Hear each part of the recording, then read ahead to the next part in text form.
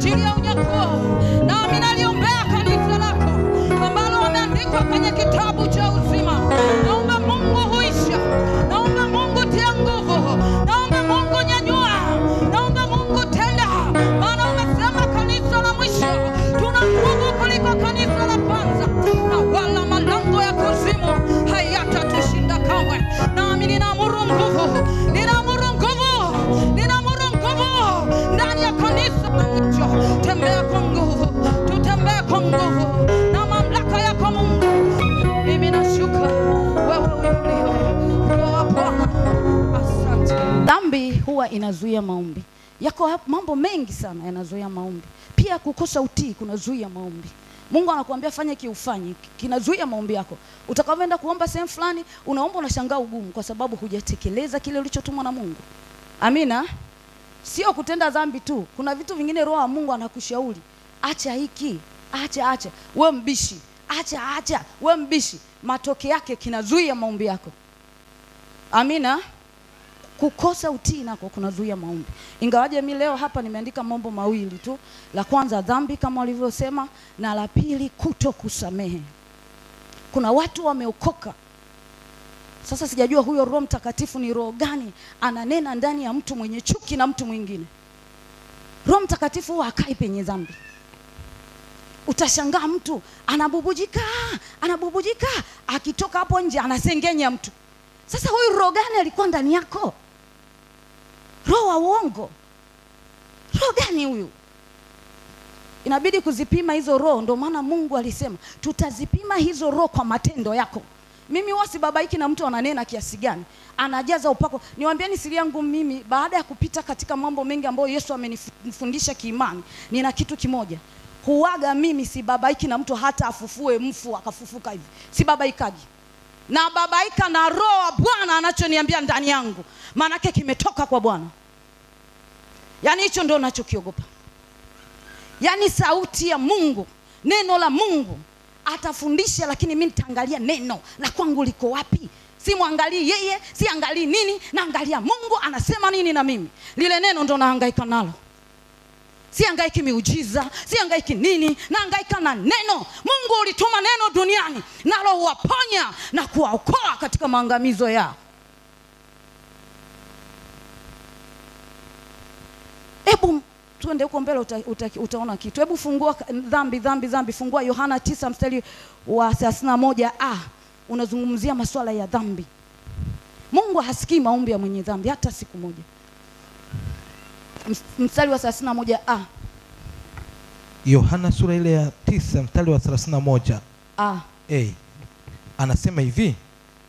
Biblia inasema, "Twajua kuwa Mungu hawasikii wenye dhambi, bali mtu akiwa ni mcha Mungu na kuyafanya mapenzi yake humsikia huyo." Amen. Unajua shetani nayo huwa ana act kama malaika wa nuru. Kuna siku nilionyeshwa hicho kitu. Nikaona kuna kiti cha enzi kimekaa, yani kinang'aa kama dhahabu. Hafu kuna mtu ana mavazi meupe, yani anang'aa, yani kiasi kwamba ukimwangalia hivi unaona mpaka macho yana nini. Sasa mimi nikashangaa. Kwa nini nimesimama na shangaa? Kwani hiki ni kitu gani? Roho Mungu akaniambia kemea. Lakini wewe ungesema malaika wa Bwana akanishukia. Roho Mungu akaniambia kemea. Nilivyosema kwa jina la Yesu, ule utukufu wote ulimtoka. Nikakuta na ni jitu la ajabu. Nikasema kumbe shetani. Kwa hiyo Mungu wetu hasikii maombi ya wenye dhambi. Hasikii maombi ya wenye dhambi. Ni kama kelele mbele za Mungu. Bali maombi ya watakatifu walioamua kupondeka na kunyenyekea kwa Mungu huyasikia. Hata kama yatachelewa yatafika. Amen. Usichoke kuomba. Kutosamehe. Hebu soma Marko 11:25. Pia hapo kwenye dhambi utasoma hiyo Yohana sura ya 9 mstari wa kwanza hadi wa 3. Utasoma mwenyewe. Hebu soma kwanza hiyo Yohana, kuna kitu pale. Kuna kitu pale kwenye maombi. Dhambi, kwenye dhambi pale, kwenye dhambi kuna kitu. Hiyo Yohana 9 mstari wa kwanza na wa 3 pale kuna kitu. Yohana 9 mstari wa kwanza na wa pili. Na wa 3 pale mpaka wa 3. Anasema hivi. Hata alipokuwa akipita alimwona mtu kipofu tangu kuzaliwa. Wanafunzi wake wakamuuliza wakisema, Rabi, ni yupi aliyetenda dhambi, mtu huyu au wazazi wake, hata azaliwe kipofu?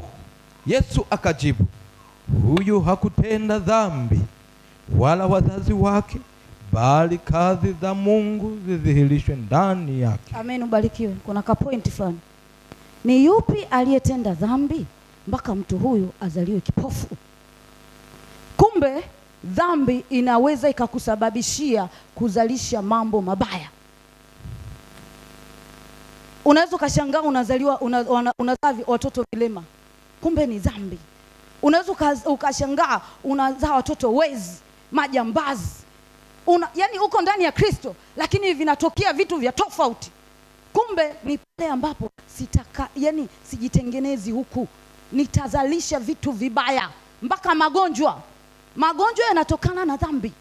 Ukiwa na hasira, una uchungu, una machungu moyoni na mtu, hakika wewe sio muda mrefu unaumwa na unalazwa hospitali. Pressure zitakuwa za kwako, kila aina ya magonjwa yatakuja kwako. Kwa sababu neno la Mungu linakwambia, ninaondoa magonjwa kwa wale kwako mtakatifu wa Mungu, ninawatupia wanaokuchukia. Mimi nina magonjwa yangu. Nimeamua kwenda kwa Bwana, nimeshuka na nimeamua kuishi vizuri na Mungu. Halafu wewe from nowhere unanichukia bila sababu, unanisema bila sababu, unanisengenya tu kwa watu, unaongea kwako mwenyewe unayejisikia, kwa sababu una chuki zako binafsi na mimi. Mimi ninavyoendelea kunyenyekea kwa Mungu, Mungu anachomoa kansa, anakurushia wewe. Anachomoa sijui miguu inauma, anakurushia wewe. Mimi naendelea kuwa mzima, wewe unaendelea kuumwa, wewe unaendelea kuumwa. Unaona kitu kinachofanyika? Dhambi ni kitu kibaya sana. Askofu ameongea kwa uchungu sana. Na himidiwe Bwana, hili somo mtumishi wa Mungu alifundisha Jumapili. Lakini ndicho kinachotendeka. Hivi kweli mimi mwenyewe naanzaga kujiwazia, ninampenda mama fulani, huyu hapa nampenda. Tukifika hapa tunasimamaga tusema, Bwana Yesu asifiwe. Mnyi mnaitikiaje? Ninawapenda sana watu wa Mungu. Kumbe wewe mnafiki na Mungu. Ukitoka hapo nje ulimsikia mama Chaba, yani yule mama ana maisha 1 2 3, anapigana kila siku na kanisani. Uliniambia unanipenda, nje unanisengenya. Wewe una roho wa Mungu kweli? Wewe una roho wa Mungu? Una upendo wa dhati? Mungu anasema, utasemaje unanipenda mimi wakati jirani yako humpendi? Tengeneza. Yatupasa kutengeneza. Mungu sio mnafiki kama mwanadamu. Siku zote namwambiaga Mungu, laiti ungekuwa mwanadamu Mungu, mimi singekuabudu. Na namwambiaga live kwenye maombi yangu. Namwambia Mungu, wewe ungekuwa mwanadamu singekuabudu. Lakini kwa sababu ni Mungu, ndio maana nakuabudu. Hebu fungua kwenye kutokusamehe. Fungua Marko 11:25. Utasoma peke yako mpaka 26 ile. Ila nisomee 11:25 Marko, kutokusamehe. Kutokusamehe kuna zuia maombi. Marko 11:21. 11:25. 25 anasema hivi. Mstari wa 26 pale. Nanyi kila, anasema hivi mstari wa 25. Nanyi kila msimamapo na kusali, sameheni mkiwa na neno juu ya mtu, ili Baba yenu aliye mbinguni awasamehe na ninyi makosa yenu. Unaona? Hebu ishi hapo hapo. Wataendelea. Kila siku tunakuja, tunasali, tunaomba, tunafunga. Neno la Mungu sharti ya kwanza linasema, kama unalo deni na mwenzako, samehe. Kama ninalo deni. Deni sio kwamba pesa tu, kwamba huyu ananidai. Deni la kiroho. Nina deni na ndugu yangu huyu, nimemchukia. Cha kwanza natakiwa nimsamehe, ndipo niende mbele za Mungu. Sio naleni na Mungu nafika naimba, jana nimemtukana fulani. Alafu nafika naomba na bubujika kabisa. He Mungu, he umenitendea. Mungu gani huyo?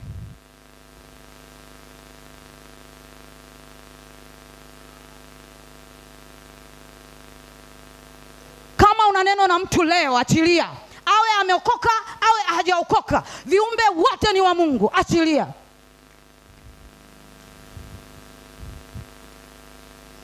Hiyo Marko ukiwa nyumbani utasoma Mathayo mstari wa 6 hadi wa 12. Ukiwa nyumbani utasoma hapo. Mathayo 6:12 unazungumzia masuala ya kusamehe. Ni ile sala ya Baba yetu ambayo Yesu alifundisha wanafunzi wake. Msalipo muombe hivi. Mstari wa 12, sura ya 6 mstari wa 12 Mathayo. Utasoma nyumbani. Twende swali la 3. Nifanye nini ili nijibiwe maombi yangu? Darasa. Nifanye nini ili nijibiwe maombi yangu? Tumeona dhambi inazuia maombi. Kuto kusamehe kunazuia maombi. Sasa nifanyeje?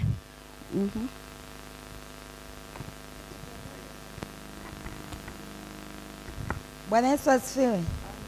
Kitu cha kwanza natakiwa kwanza kujitakasa, maana amesema huwezi kumuona Mungu pasipo kujitakasa. Amen. Utakatifu. Amen. Mungu akubariki mtumishi wake.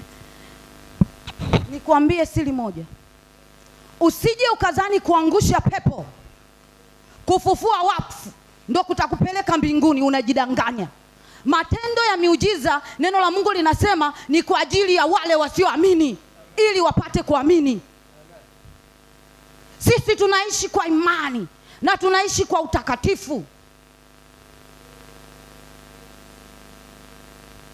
Kuna wakati mwingine Mungu anafanya kwako kwa sababu alishakupa wewe karama labda ya uponyaji. Amekupa wewe, kila mmoja ana karama zake tofauti.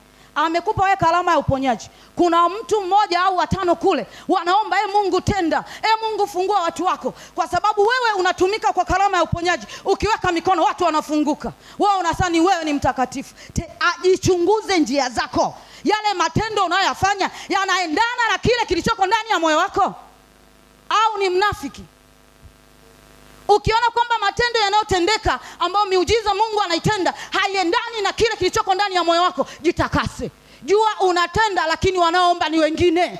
Mungu anajibu maombi ya wengine. Siku moja nilifundisha hapa, nikakwambia epuka kuwa bomba la maji. Bomba la maji wakati mwingine linapitisha maji masafi na wakati mwingine linapitisha maji machafu, lakini ni bomba. Na huwezi kulizuia. Ebu kanisa tusiwe bomba la maji. Amen. Tufanye kile unachokiishi kilichoko ndani ya moyo wako. Amina. Ni hivyo kama alivyojibu mtumishi wa Mungu kwamba tunatakiwa kuokoka na kuwa safi. Jambo la kwanza, natakiwa nimpokee Yesu awe Bwana na Mwokozi wa maisha yangu. Yohana 1 mstari wa 12. Ingawaje kuna lile andiko linalosema linazungumzia kwa masuala ya wokovu, liko katika sijui Matendo sijui Warumi 9 ile. Nimesahau kidogo, lakini leo ni Roho wa Mungu amenipa hili. Hebu fungua Yohana 1 mstari wa 12. Mpokee Yesu awe Bwana na Mwokozi wa maisha yako. Anasema hivi. Injili ya Yohana sura ya 1 mstari wa 12. Biblia inasema hivi: bali wote waliompokea aliwapa uwezo wa kufanyika watoto wa Mungu, ndio wale waliaminio jina lake. Amen. Unapompokea Yesu kwa mara ya kwanza kuwa Bwana na Mwokozi wa maisha yako, Mungu anakufanya kuwa mwana wake. Na kama Mungu anakufanya kuwa mtoto wake, maana yake lazima nitabeba tabia za baba yangu. Haiwezekani umeokoka una tabia za babako shetani, hafu unasema wewe wa Mungu. Wewe sio wa Mungu. Umeokoka utaanza kuiga tabia za babako kwa sababu wewe ni mpya. Utaanza kujifunza kutoka kwa babako. Mimi babangu ni Vincent, siwezi nikasema babangu ni Joeli. Joeli ni babangu wa kiroho. Lakini damu ikikatwa hapa ni ya Vincent, wakienda kupima vinasaba. Huyu ni babangu wa kiroho. Kwa hiyo lazima uendane na tabia za babako. Umeokoka una tabia kinyume na babako, so wazizi hili wewe. Na kazi ya kuendana kwenye tabia za babako ni kazi yangu mwenyewe, sio ya kuombewa na mtu. Ndio maana Yusufu pale hakuombewa wakati wa uzinzi, hakuombewa. Alichokifanya akasema mtadondoka, mbio. Lakini wewe unakaa hapo, Mungu anisamee jamani, niombe. Uombewe wakati unaona uzinzi huko hapo, afu niombewe. Wewe si una pepo ndani? Nawe si mzinzi tu umejificha kanisani? Alafu baadaye unakuja unasema niombeni nilianguka tu. Kwani uzinzi unaanzaga ghafla hapo na kudondoka? Labda kama umetoka kwenye mkesho na umepita pale wamekukamata vijana nitasema sawa. Lakini fulani mmesha chati kwenye simu, mnazini kwenye simu, mnachati humo, alafu matokeo yake mnajifanya tulidondoka bahati mbaya. Uongo huo. Tena mtubia na dhambi ya uongo.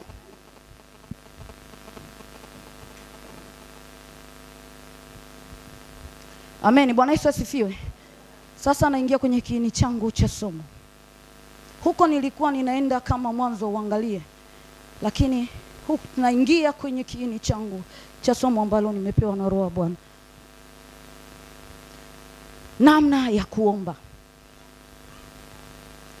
Unataka kuomba. Niombeje? Sijasema aina za maombi. Aina za maombi ziko nyingi ambazo ni funguo. Nimesema namna ya kuomba. Niombeje? Hapa panategemea sana ni namna gani wewe mtu binafsi unamjua Mungu wako. Namna ya kuingia kwenye maombi, namna jinsi ya kuomba, yani ule mtiririko wako wa maombi uendaje, unategemea sana na wewe binafsi unavyomjua Mungu. Inategemea kiwango gani wewe unamjua huyo Mungu. Unamjua kwa ukubwa gani? Unamjua ni Mungu wa vita tu? Unamjua pia ni Mungu wa amani? Unajua pia ni Mungu wa utulivu? Yaani namna gani wewe unamjua Mungu? Unavyomjua Mungu na ndivyo hivyo utaweza kuomba kwa namna unavyomjua. Amen. Hebu fungua kwanza kitabu cha Ayubu 22 mstari wa 21. Ayubu 22 mstari wa 21. 22 mstari wa 21. Ayubu 21 mstari wa 22 mstari wa 21. Anasema hivi: mjue sana Mungu ili uwe na amani, ndivyo mema yatakavyokujia. Jamani, unataka amani kwenye ndoa yako, mjue kwanza Mungu, mtafute Mungu kwa bidii. Amina. Fanya vile vitu vya kimungu kwa bidii. Unapofanya vya kimungu kwa bidii, ndoa yako itakuwa na amani. Unataka mema. Watu wengi tunataka, mchungaji niombee niinuliwe, niombee niinuliwe. Je, masharti unatimiza ya kumtafuta Mungu wako kwa bidii na kufanya vile anavyokuagiza kwa bidii? Si unataka mema? Si unataka uponyaji? Si unataka afya? Si unataka chakula? Si unataka kazi? Si unataka mavazi? Si unataka vitu mbalimbali vizuri? Unataka gari?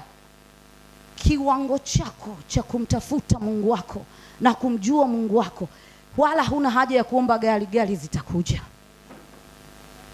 Huna haja ya kufika mtumishi, si niombee, sijui nipate kazi, sijui nifanye nini. Wewe kazi ni yako. Utaandika tu, unapeleka kule unakojisikia, kazi unapata.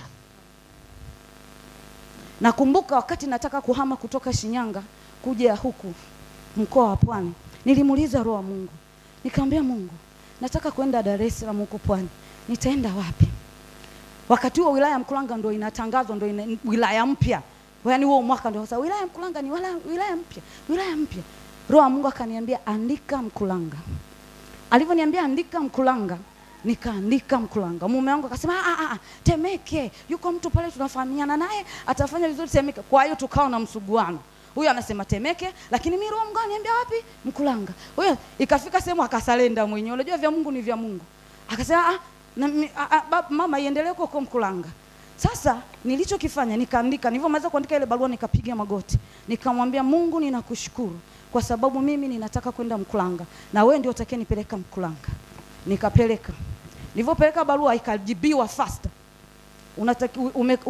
Umepokelewa katika wilaya ya Mkuranga. Nikamshukuru Mungu. Nikamwambia Mungu nakushukuru. Yaani vitu vilikuwa vinaenda hivi. Vinanyoka hivi. Kwa sababu nini? Namshirikisha Mungu. Amen. Vikawa vinanyoka na ghafla nikafika Mkuranga. Mimi ninachojuaga kazi ulinipa Mungu, utakayenitoa ni Mungu. Yaani hilo ndio liko moyoni mwangu. Chochote nilicho nacho amenipa Mungu na atakitoa Mungu. Sasa ukiweka vya kwako na vya Mungu, ndio hapo tunaposhindana na Mungu. Amen. inategemea unamjuaje Mungu. Kitu cha kwanza, kabla hujaanza maombi yako, mshirikishe Roho Mtakatifu.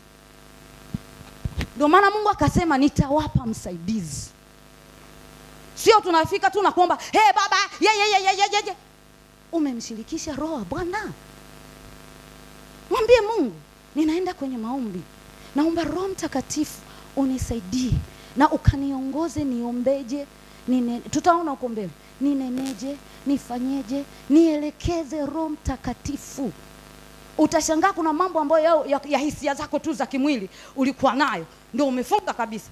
Unafika ule wakati wa kutaka kuomba, unamwambia Roho Mtakatifu, ulifunga labda kwa sababu sina ugali, sijui mwanangu haendi shule, sijui mke wangu kaninunia, Mungu nimefunga leo. Si yako kwa ya mwilini. Unashangaa utakavyoingia pale, Roho Mtakatifu, nisaidie, nimefunga, lakini mimi nina ya kwangu haya ndio yanayonisibu. Lakini wewe ndio unayejua. Wewe ndio umenipa nguvu za kufunga. Wewe ndio unayejua niombe nini leo. Utashangaa lile la mume wako limepanguka, lile sijui la nini limepanguka, unaombea kitu kingine tofauti. Manake Mungu ndo alitaka uombe hiko ili atatue hilo la mume wako. Tatizo tunaenda tu. Yaani mtu anaenda tu. Hata Roho Mungu amshirikishi. Mradi tu mume wangu alinipiga kofi. Baba, katika jina la Yesu, huyu mume amenipiga leo. Utaendelea kupigwa kila siku mpaka utakavonyoka sawa sawa.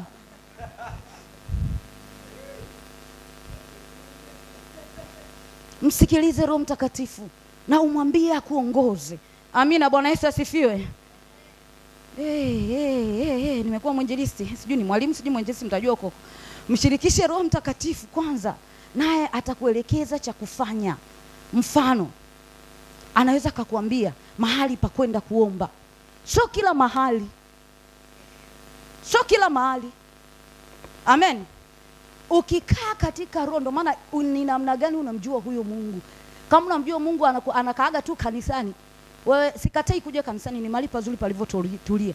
Lakini ukiweka hiyo kichwani mwako kila siku utakuwa unakuja hapa tu.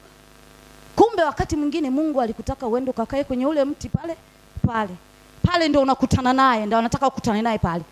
Wewe umekuja huko, Baba katika jina la Yesu. Hujibiwi ngo. Mpaka utakavyoenda ukakae pale kwenye mti. Sasa na pia Mungu ana masaa na madakika yake kwamba leo namjibu kitu fulani. Wewe ulingangana humu, matokeo yake utakavyotoka Mungu pale kwenye mti ameshuka, haupo, ameondoka na majibu yake, unakaa miaka 20, miaka 30 huko kujaribu. Unaona? Hatumshirikishi Roho wa Mungu, mshirikishe. Atakwambia mahali pa kwenda kuombea hilo hitaji lako. Maanake hapo ndipo Mungu atakutana na wewe. Amina. Uwepo haupatikani eti mpaka tuwe 10, 20. Nikiwa peke yangu uwepo unashuka. Nguvu ya Mungu inatembea. Mahali ni kitu muhimu sana. Maombi haya ninafunga, Mungu niombee wapi? Niombee chumbani, niombee nyumbani, na nitakuelekeza jinsi ya kuomba. Hata kama umesimama pale unaweza kaomba na maombi yakajibiwa. Niombee wapi?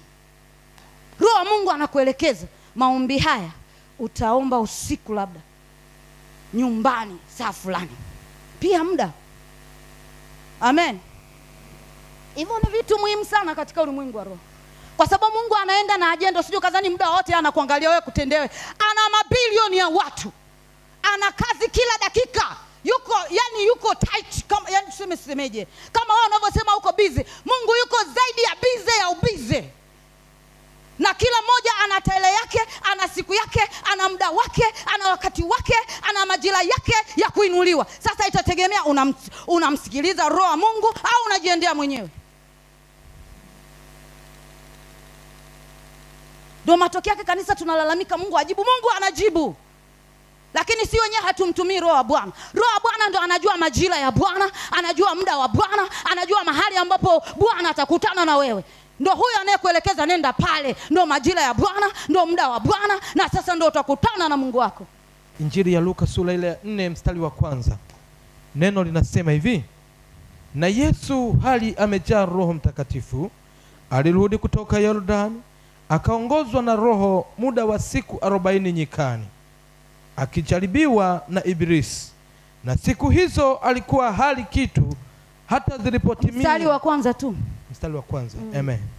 tunaona kwamba Yesu akiwa amejaa Roho Mtakatifu alirudi kutoka nyikani. Kumbuka alikuwa kule nyikani. Anasema kwamba akaongozwa na Roho muda wa siku 40 wapi? Nyikani. Kwa hiyo Mungu Roho wa Mungu alikuwa anamwelekeza Yesu. Ndio maana kuna maombi mengine alipanda wapi? Mlimani. Je, makanisa ya masinagogi hayakuwepo? Si alikuwepo? Kwa nini Yesu aliamua kupanda mlimani?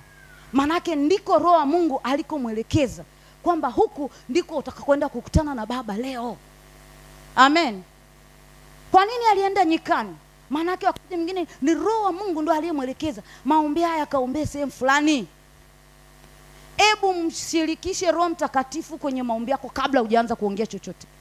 Yeye atakuelekeza mahali pa kuombea, muda wa kuombea, na namna gani uombe. Amen. Kitabu cha Matendo sura ya 3 mstari wa 1. Basi Petro na Yohana walikuwa wakikwea pamoja kwenda hekaluni. Saa ya kusali, saa 9.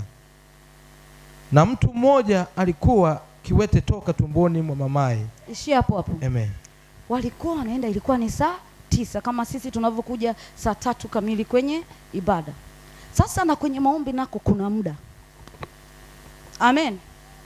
Kuna muda ambao Roho wa Mungu anakuelekeza kwamba sasa unaweza ukakaa uko ofisini, umekaa tu, unashangaa Roho wa Mungu anakuambia omba.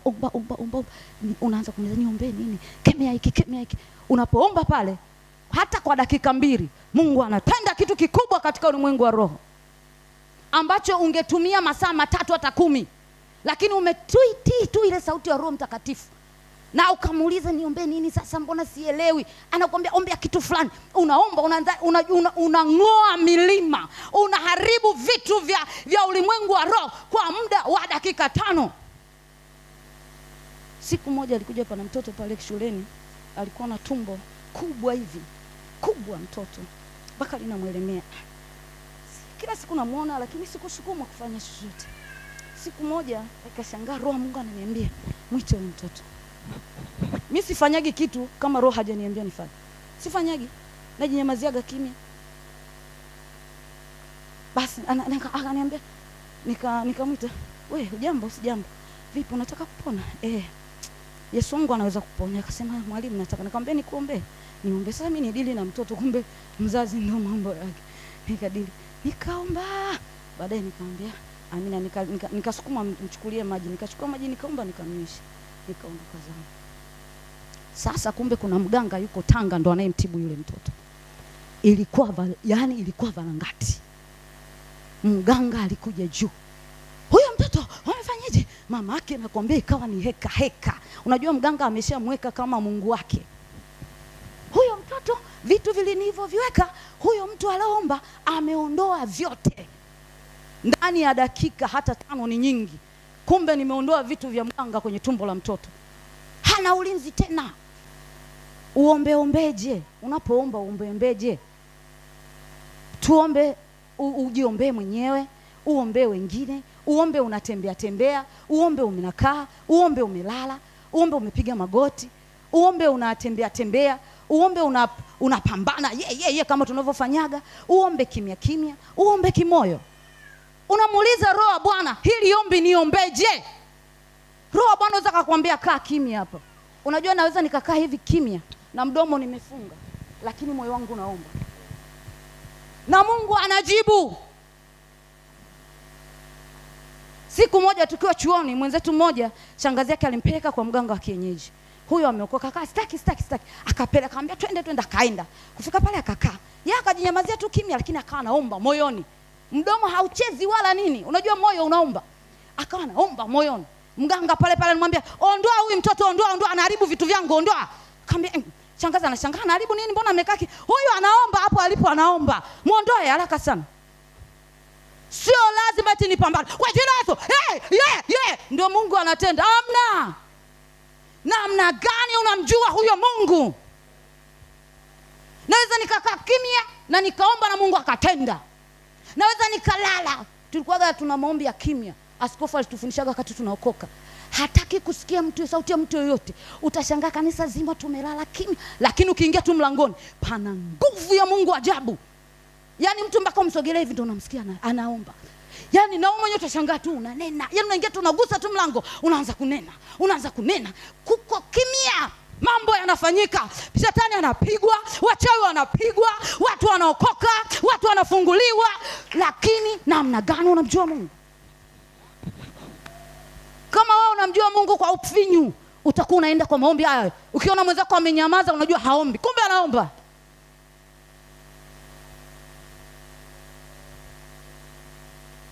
Nilisema maombi ni mawasiliano ya kwako na Mungu ya ndani ya moyo.